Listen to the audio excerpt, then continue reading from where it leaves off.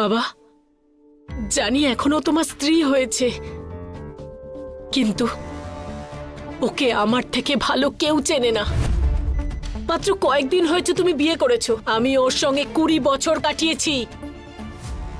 আর প্রত্যেকদিন এই ভয় নিয়ে থাকতাম, না জানি কোন অঘটন ঘটাবে এই অপয়া মেয়ে। এসব কি বলছেন আপনি আন্টি? একজন মেয়ে হয়ে তার মায়ের মুখ থেকে এরকম কথা শোনা, এর থেকে দুঃখ আর কি আছে ওর কাছে? এখন তো আমার আপনার উপর সন্দেহ হচ্ছে যে সত্যি আপনি ওর নিজের মা হন তো।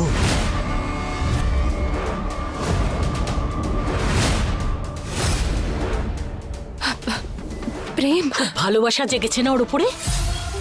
একটা বছর, শুধুমাত্র একটা বছর ওর সঙ্গে কাটিয়ে তুমি দেখো, তোমার মুখেও যদি ওর সম্পর্কে খারাপ কথা না বের হয়, আমার নাম তুমি বদলে দিও। একেবারে অপয়া এই মেয়েটা।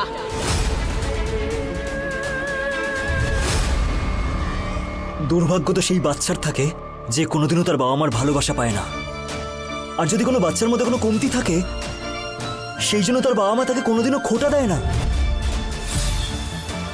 বরং ওকে বোঝায়, ওকে ভালোবাসা দেয়, ওর আরো খেয়াল রাখে। আর আপনি দেখুন, আমি আপনার শিক্ষা নিয়ে কোনো প্রশ্ন তুলছি না, কিন্তু একবার ভেবে দেখবেন আপনার দেওয়া শিক্ষায় কোনো খামতি রয়ে যায়নি তো?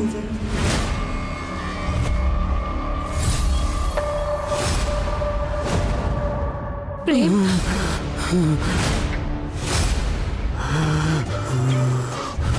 বাবা, কি হলো? কি হলো? বাবা, বাবা, কি হলো তোমার? ডক্টর, কি হলো? সরে যান, সরে যান আপনি। কি হলো আমার স্বামী? ডাক্তারবাবু, কি হলো আমার স্বামী? দেখুন, আপনারা প্লিজ বাইরে যান, পেশেন্টের অবস্থা খুব ক্রিটিক্যাল। প্লিজ।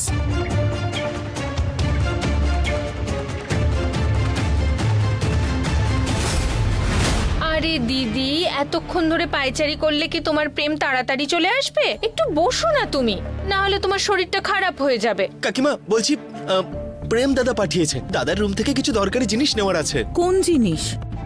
আর ও তোকে কেন পাঠিয়েছে? ও নিজে কোথায়? আরে কখন থেকে ওকে ফোন করছি, আমার ফোনটাও তুলছে না ও। কাকিমা, ওই প্রতিজ্ঞা দিদির বাবার শরীরটা না হঠাৎ করে খারাপ হয়ে গেছে, তাই প্রেম দাদা ওনাকে নিয়ে হসপিটালে গেছে। 2 দিন হয়নি বিয়ে হয়েছে, আর শ্বশুর বাড়ির লোকেদের সেবা করছে। বড় প্রেম প্রেম প্রেম করতে না তুমি? দেখো ও যেন অন্য কারোর ছেলে না হয়ে যায় তোমার প্রেম। হ্যাঁ দিদি, আমার মনে হয় এই প্রতিজ্ঞা কিছু না কিছু একটা করছে, যাতে প্রেম আমাদের পরিবার থেকে দূরে চলে যায়।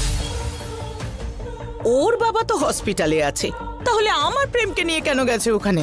কাকিমা, আমার তো বিয়েও হয়নি, আমি কি করে জানবো? আমি তাড়াতাড়ি গিয়ে ওই জিনিসপত্রগুলো নিয়ে নিই। হ্যাঁ, যা। কে জানে আবার নতুন করে কোন বিপদের মধ্যে ফেলবে এই প্রতিজ্ঞা আমার প্রেমকে। আরে না দিদি, এই প্রতিজ্ঞা কিন্তু অতটাও খারাপ না। তোমাকে আবার কোন ওষুধ খাওয়ালো যে তোমার সুরই পাল্টে গেছে? আরে না না দিদি, ও তো আমি শুধু এমনিই বলছিলাম।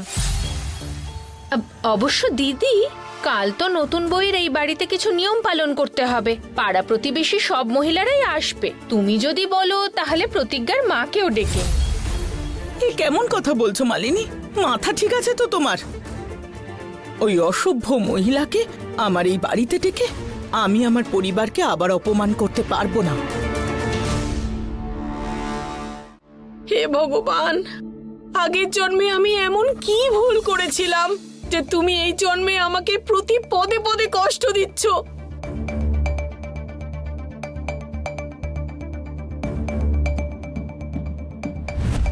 ডক্টর, আমার বাবা এখন কেমন আছে? দেখুন, অনেকটা ব্লিডিং হয়েছে, তাই উনি কোমায় চলে গেছেন।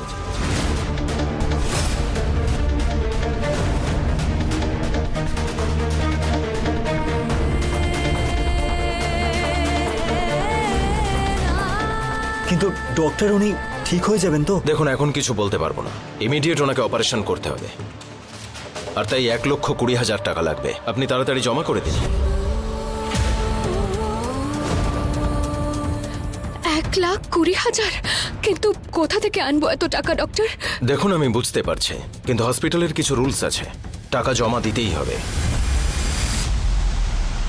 আপনি টাকা নিয়ে চিন্তা করবেন না, আমি টাকা জমা করে দেব।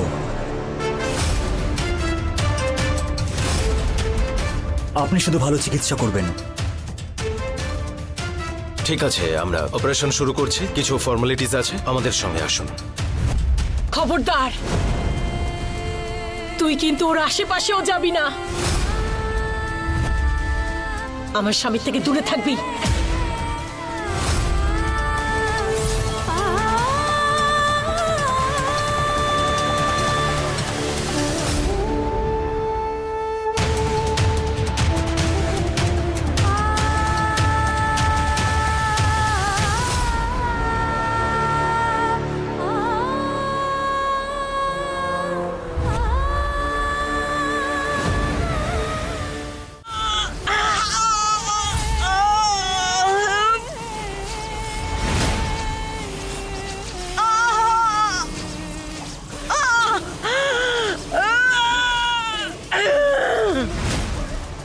কর্ণমোহিনী আমি,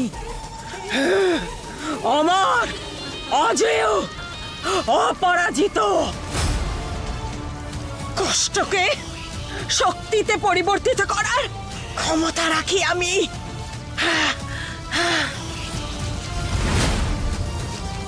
মহাসুরের দেওয়া এই শাস্তি পেয়ে আমি আরো শক্তিশালী হয়ে যাব।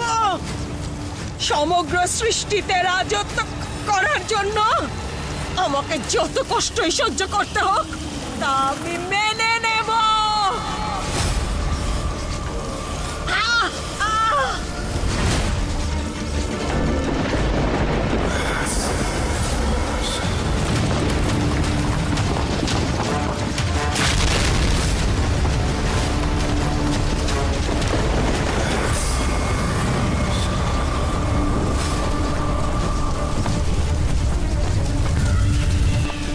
স্বর্ণমোহিনী, এই সব কিছু তোর জন্য হচ্ছে। তোর জন্য আমাকে অসহ্য